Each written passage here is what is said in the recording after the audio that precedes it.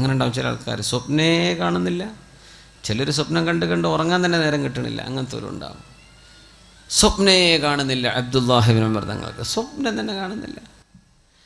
കൊതിച്ചുപോയി, എന്നെങ്കിലും ഒരു സ്വപ്നം ഞാൻ കാണുകയും അതിൻ്റെ വ്യാഖ്യാനം അള്ളാഹുവിൻ്റെ റസൂലിനോടൊന്ന് ചോദിക്കുകയും ചെയ്യാൻ പറ്റിയിരുന്നെങ്കിലെന്ന്. സ്വന്തം പെങ്ങൾ ഹഫ്സ റളിയല്ലാഹു അൻഹ നബിയുടെ ഭാര്യയാണ്.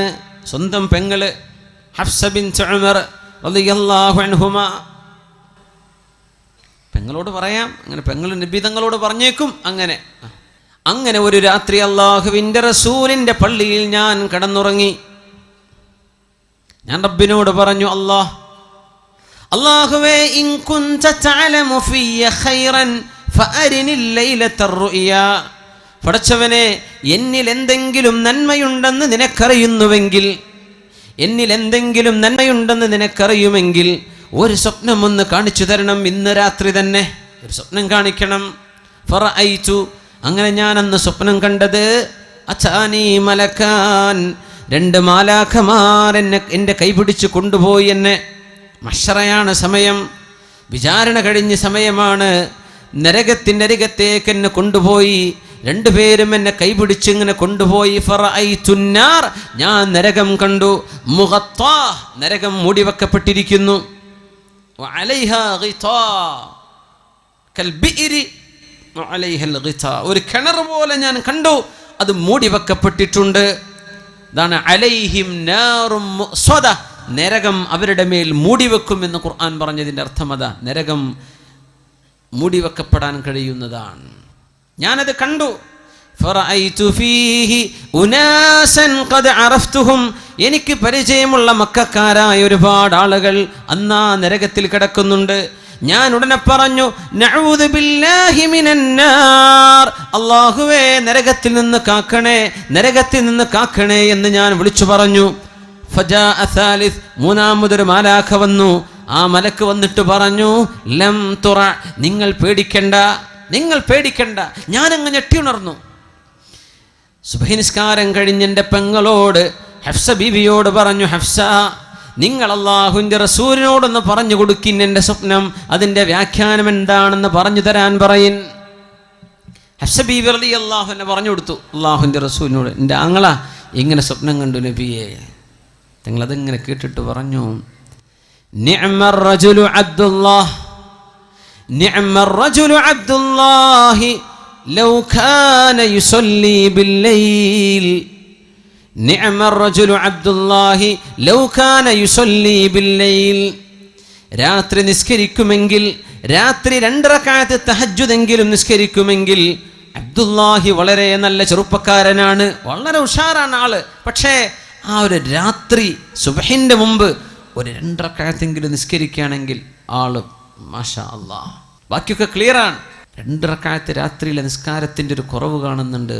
ഫമാ തറക്തുഹാ മുൻദു അൻ ഖാലഹാ റസൂലുള്ളാഹ് സ്വല്ലല്ലാഹു അലൈഹി വസല്ലം, അല്ലാഹുവിൻ്റെ റസൂൽ ആ പറഞ്ഞതിൻ്റെ ശേഷം പിന്നെ രാത്രിയിലെ 2 റക്അത്തെങ്കിലും ഞാൻ നിസ്കരിക്കാതെ പോയിട്ടില്ലെന്ന് അബ്ദുല്ലാഹി ഇബ്നു ഉമർ റളിയല്ലാഹു അൻഹുമാ.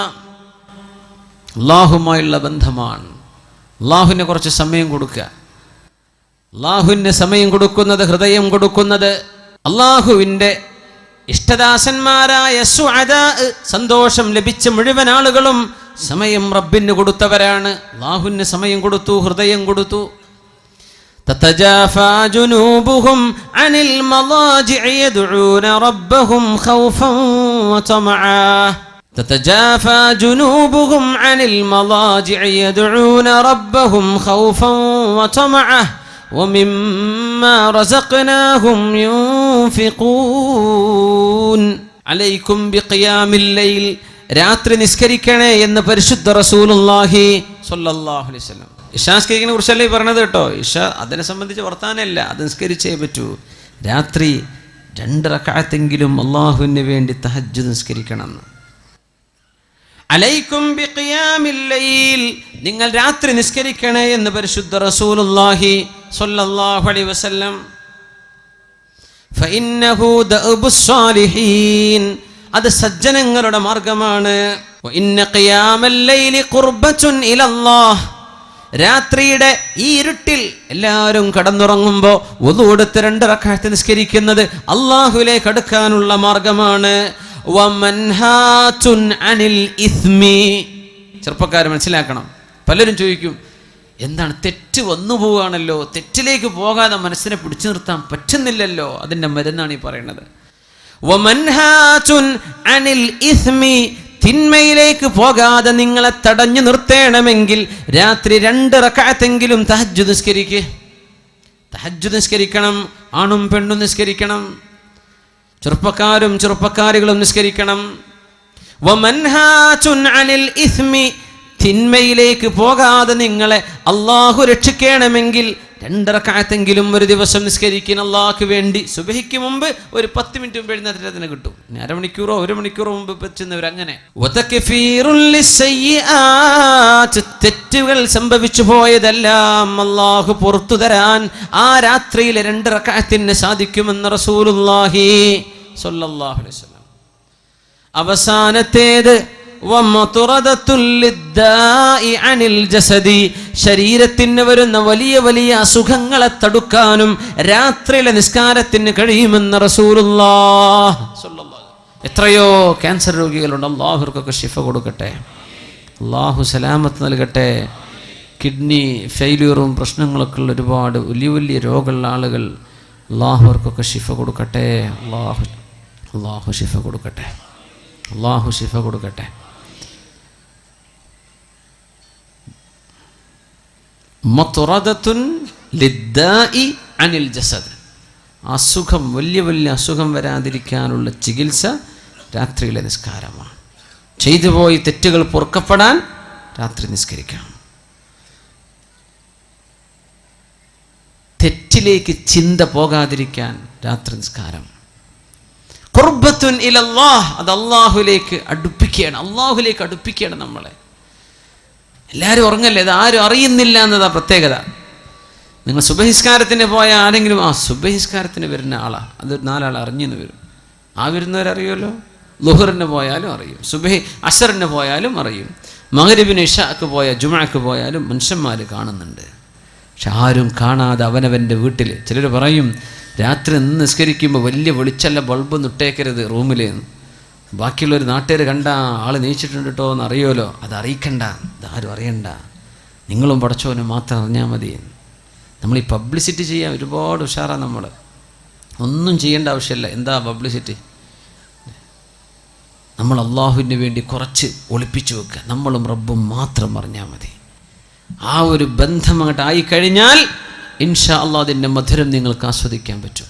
സ്വല്ലു അലൻ നബിയ്യി മുഹമ്മദിൻ വആലിഹി കാനൂ ഖലീലൻ മിനൽ ലൈലി മാ യഹ്ജഊൻ വബിൽ അസ്ഹാരി ഹും യസ്തഗ്ഫിറൂൻ. നമ്മൾ പ്രത്യക്ഷത്തിൽ മുസ്ലിമീങ്ങളെന്ന് ഭയങ്കര ഉഷാർ. നമുക്ക് പള്ളിയുണ്ട്, നല്ല അന്തസ്സുള്ള പള്ളിയുണ്ട്, നല്ല അന്തസ്സുള്ള മദ്രസ ഉണ്ട്. നമ്മുടെ പരിപാടികളും വാദമൊക്കെ ഉഷാറാ. എത്രയോ ആയിരക്കണക്കിന് ആൾക്കാരൊക്കെയാണ് ഓരോരോ വാദിനൊക്കെ വരല് അല്ലേ. നമ്മുടെ നൗഷാദ് വാക്കവി ഉസ്താദും കബീർ വാക്കവി ഉസ്താദിൻ്റെ ഒക്കെ വാദുകളൊക്കെ എന്തൊരു ഗംഭീരാണ്. മാഷാ അല്ലാഹ്, എത്രയാണ്. അൽഹംദുലില്ലാഹ്. എന്തപ്പോ ആ ഒരു ഉണർവിന് മാത്രമുള്ള മാറ്റം നമ്മുടെ സമൂഹത്തിൽ എന്താ കാണുന്നില്ലല്ലോ. അതാണ് എൻ്റെ ബേജാറ്.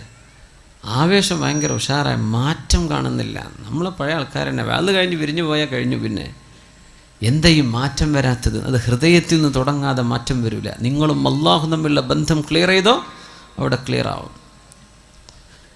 മഹാന്മാർ പറയുമായിരുന്നു, ഞാനും അല്ലാഹും തമ്മിൽ എന്തെങ്കിലും പ്രശ്നമുണ്ടെങ്കിൽ എൻ്റെ കുതിരയോ ഞാൻ വാഹനം ഓടിക്കുന്ന എൻ്റെ കഴുതയോ ഒന്ന് കാലിടറിയാൽ എനിക്ക് മനസ്സിലാകും എന്തോ ഒരു കുഴപ്പം സംഭവിച്ചിട്ടുണ്ട് എന്ന്.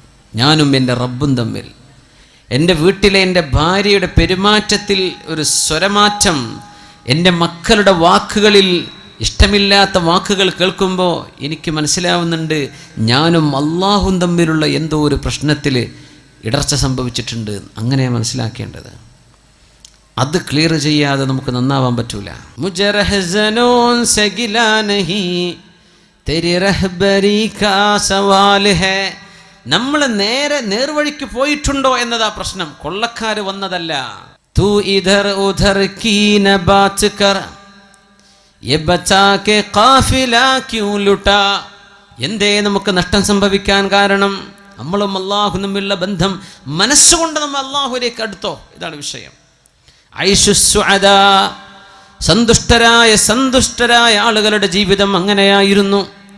കാനൂ ഖലീലം മിനൽ ലൈലി മാ യഹ്ജഊൻ വബിൽ അസ്ഹാരി ഹും യസ്തഗ്ഫിറൂൻ.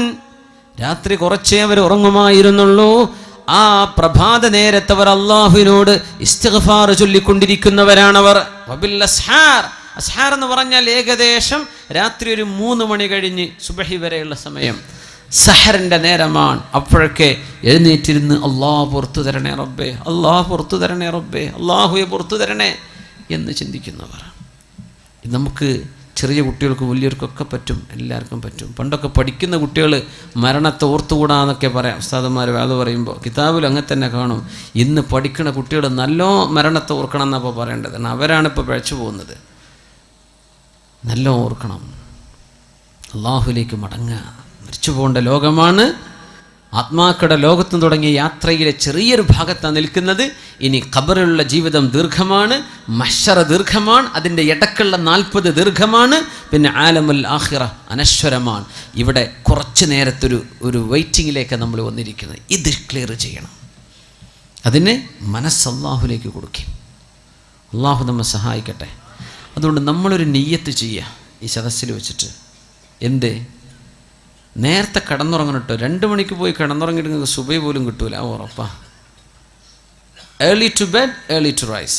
നേരത്തെ ഉറങ്ങുക, നേരത്തെ എണീക്കുക. അള്ളാഹു നമുക്ക് ആയുസ് ആരോഗ്യം തരുന്ന കാലത്തോളം നമ്മൾ ഇൻഷാ അള്ളാഹ് ചൊല്ലിയിട്ട് 2 റക്അത്തെങ്കിലും ഞാൻ തഹജ്ജുദ് നിസ്കരിക്കും. പിന്നെ സുബഹിനെ പറ്റി വർത്താനല്ലല്ലോ. സുബഹിക്ക് അള്ളാഹുവിനെ പ്രശ്നം വരുന്നില്ല. തഹജ്ജുദിനെ പറ്റി നമ്മൾ പറയുന്നത് 2 റക്അത്ത്. നമ്മുടെ ഈ കാവമ്പടിക്കാർ മുഴുവനും ഈ പരിസര പ്രദേശത്ത് ആരൊക്കെ ഇവിടെ വന്നിട്ടുണ്ടോ നമ്മളൊക്കെയും മരിക്കണവരെ ഞാനത് ചെയ്യും. നമുക്ക് തെറ്റെന്ന് വിട്ടു നിൽക്കണ്ടേ? നമ്മുടെ തെറ്റല്ലാഹു പുറത്തു തരണ്ടേ? നമ്മുടെ ഹൃദയത്തിലേക്ക് ഓരോരോ ചിന്തകൾ വരികയാണ്. ചെറുപ്പക്കാരൊക്കെ നന്നായി ജീവിക്കാൻ നടക്കുന്ന ചെറുപ്പക്കാരെ ചില പെൺകുട്ടികളെ വഴപ്പിക്കുന്നത്, അച്ചടക്കത്തിൽ ഇസ്ലാമിൻ്റെ വേഷമിട്ട് നടക്കുന്ന പെൺകുട്ടികളെ ചില ചെറുക്കന്മാരെ വന്ന് വഴപ്പിക്കുന്നത്. ഇതിന്നൊക്കെ രക്ഷ വേണ്ടേ? അള്ളാഹിൻ്റെ അടുത്ത് രക്ഷപ്പെടണ്ടേ? തിന്മയിൽ നിന്ന് രക്ഷപ്പെടണം. ശരീരത്തിൽ മാരക രോഗം വരാതിരിക്കാൻ എന്തൊക്കെയാണ് പറഞ്ഞത് റസൂലുള്ളാഹി തങ്ങൾ സ്വല്ലല്ലാഹു അലൈഹി വസല്ലം? സ്വാലിഹീങ്ങളുടെ മാർഗമാണത്. പിന്നെ ഖുർബത്തുൻ ഇലല്ലാഹ്, അള്ളാഹുലേക്ക് അടുക്കാനുള്ള വഴിയാണ്. പിന്നെ പറഞ്ഞത് എന്താണ്? അള്ളാഹുവിൻ്റെ ഭാഗത്ത് നിന്ന് സഹായം കിട്ടും തിന്മയിലേക്ക് പോകാതിരിക്കാൻ. തിന്മകൾ അള്ളാഹു പുറത്തു തരും. ശരീരത്തിന് അള്ളാഹു രോഗം വരാതെ കാത്തു സൂക്ഷിക്കും. 2 റക്അത്തെങ്കിലും മിനിമം. അള്ളാഹു അനുവദിച്ചാൽ, അള്ളാഹു തൗഫീക്ക് തരികയാണെങ്കിൽ നമ്മളൊരു തീരുമാനം എടുക്കുക. ചിലപ്പോൾ ഉറങ്ങിപ്പോയി എന്ന് വരും, അതിനെ സംബന്ധിച്ചല്ല പറഞ്ഞത്. പക്ഷേ നമ്മൾ പരമാവധി പരിശ്രമിക്കും.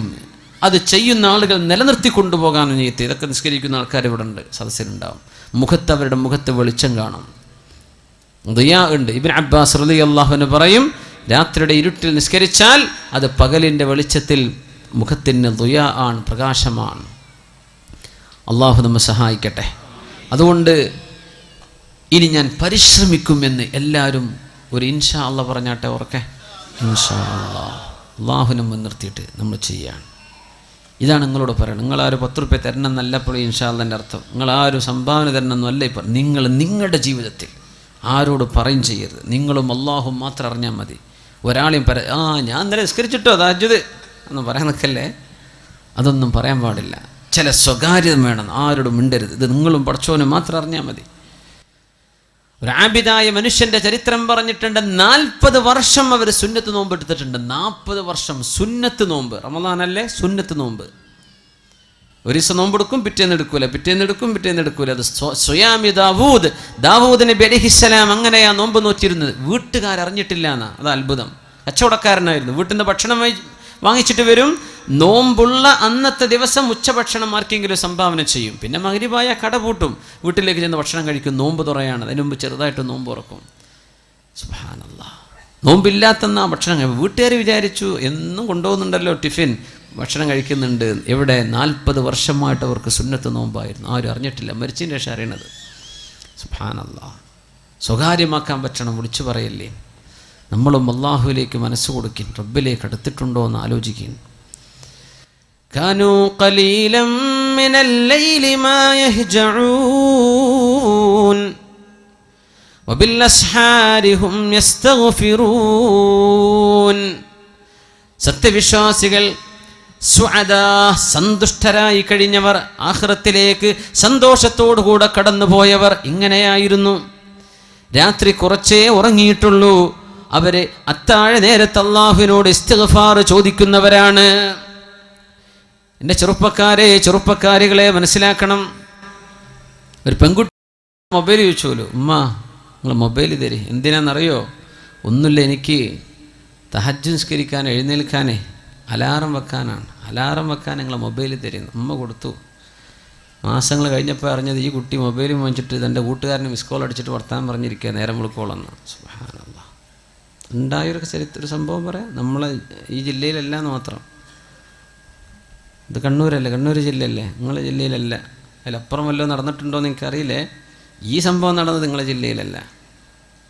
ഉമ്മ മൊബൈൽ തരി, അലാറം വെച്ച് എണീക്കാനാ മോള് പറയാം. എന്നിട്ട് ഇവള് മിസ് കോൾ അടിക്കുക ചെക്കന്. അപ്പോൾ അങ്ങോട്ട് വിളിക്കുക നേരം വിളിക്കോളും.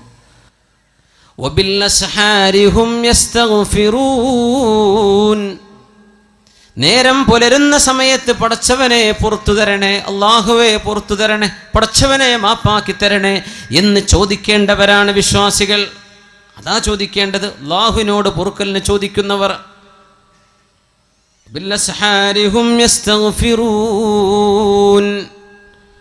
അവർ പാപങ്ങളെക്കുറിച്ച് പേടിയിലാണ്. സത്യവിശ്വാസികൾ ഭയങ്കര പേടിയിലാണ്, പേടിക്കേണ്ടവരാണ്. സന്തോഷം ലഭിക്കുന്ന ജീവിതം ആഗ്രഹിക്കുന്നുണ്ടെങ്കിൽ അള്ളാഹുവിനോട് തിന്മ ചെയ്യലിൻ. മഹാനായ ഉമറുൽ ഫാറൂഖ് റളിയല്ലാഹു തആല അൻഹു മഹാനായ സഅദ് റളിയല്ലാഹു അൻഹുവിന് ഉപദേശം നൽകി കൊടുക്കുന്നുണ്ട്.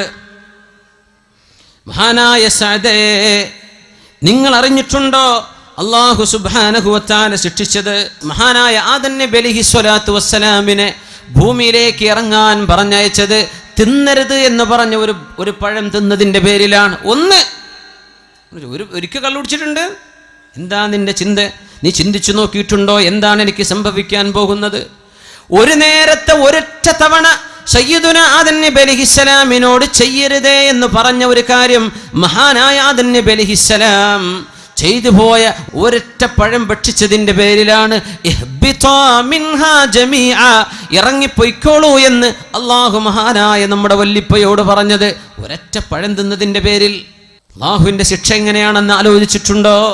എൻ്റെ ആദമിന് അലൈഹിസ്സലാമിന് സുജൂദ് ചെയ്യണം എന്ന് പറഞ്ഞിട്ട് ഒരൊറ്റ സുജൂദ് ചെയ്യാൻ ഇബ്ലീസ് വിസമ്മതിച്ചപ്പോഴാണ് ഉഖ്റുജ് മിൻഹാ ഫഇന്നക റജീം ഫഇന്ന ലക അല്ലാ തതകബ്ബറ ഫീഹാ.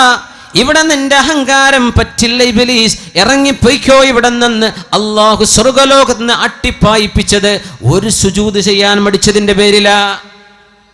നിസ്കാരം ഖളാക്കുന്ന ചെറുപ്പക്കാര, ഒരു നിസ്കാരത്തിലെ എത്ര സുജൂദാണ് നമ്മൾ ചെയ്യാതെ പോകുന്നത്? ആലോചിക്കണം.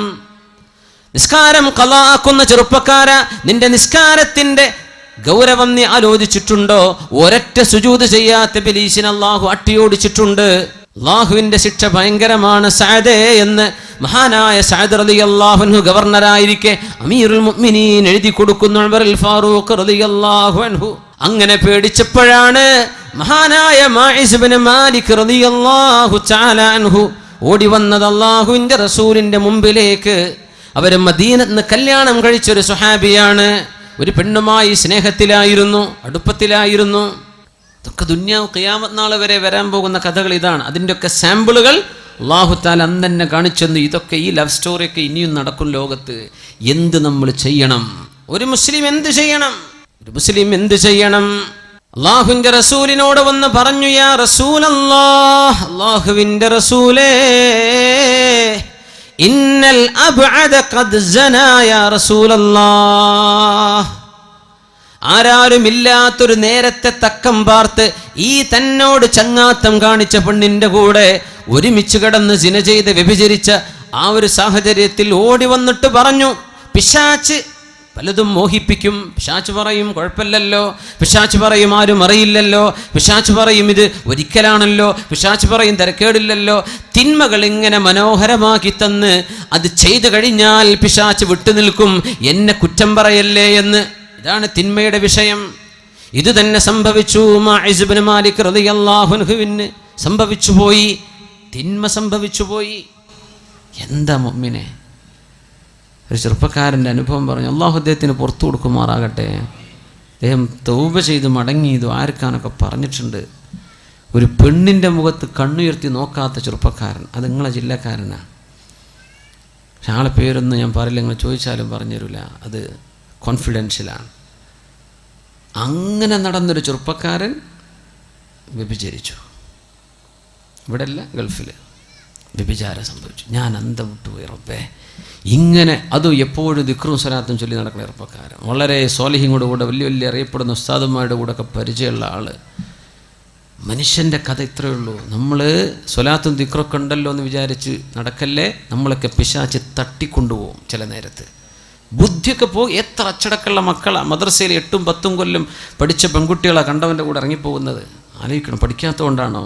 ഉമ്മയും വാപ്പിയും നല്ല മനുഷ്യന്മാർ ഇറങ്ങിപ്പോണില്ലേ? ചാടിച്ചു കൊണ്ടുപോകുന്ന ചെറുക്കന്മാരില്ലേ? ഇവരൊക്കെ പഠിക്കാത്തതുകൊണ്ടാണോ? അല്ല, ഒരു നേരത്തെ പിശാച് ചിന്തിപ്പിക്കുകയാണ്. അള്ളാഹിനോട് കാവൽ കിട്ടണമെങ്കിൽ തഹജ്ജുദ് നിസ്കരിച്ചോളി. അള്ളാഹു കാവൽ തരട്ടെ, അള്ളാഹു കാവൽ തരട്ടെ. ഇങ്ങനൊരു പെണ്ണിൻ്റെ മുഖത്ത് കണ്ണുയർത്തി നോക്കാത്തൊരു ചെറുപ്പക്കാരൻ ഒരു പെണ്ണുമായി വ്യഭിചരിച്ചു എന്ന് കേട്ടവൻ ഞാൻ അത്ഭുതപ്പെട്ടു. യാ റബ്ബേ, ഇങ്ങനെ സംഭവിക്കോ? ഇങ്ങനെ സംഭവിക്കോ? കള്ളു കുടിച്ച് നടക്കുന്ന ആളെ പറ്റിയാണെങ്കിൽ നമുക്ക് ഓക്കെ, അവന് ബുദ്ധിയില്ലാത്ത മനുഷ്യനാണ്. ആ ചെറുപ്പക്കാരൻ ഭയങ്കര വിഷമത്തിലാണ്. അള്ളാഹു പുറത്തു കൊടുക്കട്ടെ, അള്ളാഹു പുറത്തു കൊടുക്കട്ടെ. അള്ളാഹു ഓർക്കും, നമ്മളെല്ലാവർക്കും അള്ളാഹു പുറത്തു തരട്ടെ. മനുഷ്യന്മാർ അറിഞ്ഞു കേൾക്കുമ്പോൾ നമ്മൾ ബേജാറ്. ഇത് ആരും അറിഞ്ഞാൽ അദ്ദേഹം പഠിച്ചോൻ തമ്മിലുള്ള വിഷയമാണ്. പക്ഷെ അദ്ദേഹത്തിൻ്റെ മസാല ചോദിക്കാൻ വേണ്ടി വിളിച്ചു, ഞാൻ പറഞ്ഞു കൊടുത്തു. എന്തൊരു വിഷമം. നബിയേ, അള്ളാഹുവിൽ നിന്ന് അകന്ന് ജീവിച്ച ഈ മനുഷ്യൻ വ്യഭിചരിച്ചിട്ടുണ്ട് നബിയേ. ഞാൻ പറഞ്ഞ വാക്കാണ് അബ്അദ്, ഞാൻ അകന്നു പോയല്ലോ നബിയെ.